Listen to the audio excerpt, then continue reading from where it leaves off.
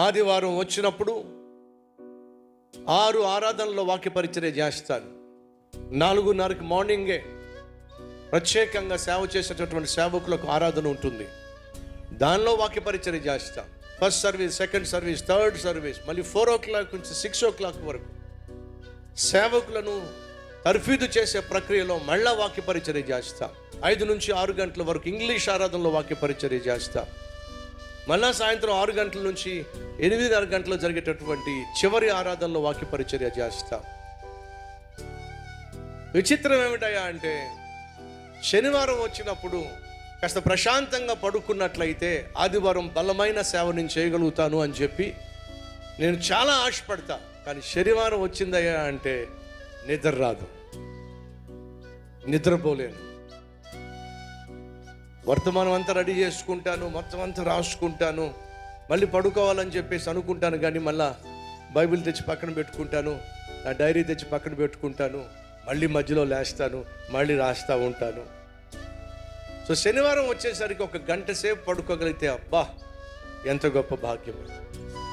ఎందుకని ఇన్ని సంవత్సరాలుగా కొన్ని వేల సందేశాలు నేను అందించినప్పటికీ కూడా ఆదివారం ఆరాధనలో వాక్య పరిచర్య చేయడానికి ఈరోజు కూడా నేను ఎందుకని టెన్షన్ పడతానో తెలుసా? దేవుడు నన్ను నమ్మి వేల లక్షల మందిని తన సన్నిధికి తీసుకొస్తున్నాడు. వచ్చే వారికి సమృద్ధి అయిన ఆహారాన్ని పెట్టాలి.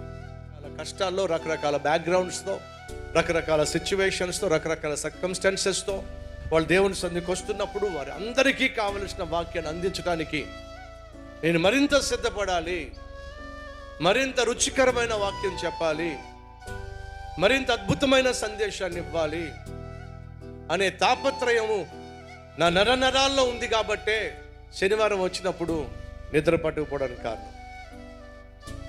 ఈరోజు కాదు, కల్వరి టెంపుల్ని ప్రారంభించినప్పటి నుంచి ఇప్పటి వరకు ప్రతి ఆదివారం కూడా నా జీవితంలో నేను మొట్టమొదటిసారిగా వాక్య పరిచర్య చేయబోతున్నానేమో అనేటటువంటి భావన, భయము ఈరోజు కూడా నేను కలిగి ఉన్న కారణం తెలుసా? దేవుడు నాకు ఇచ్చినటువంటి పరిచర్య పట్ల, పని పట్ల, ప్రసంగం పట్ల నాకున్నటువంటి బాధ్యత, ఆసక్తి నిద్రపోకుండా చేస్తుంది.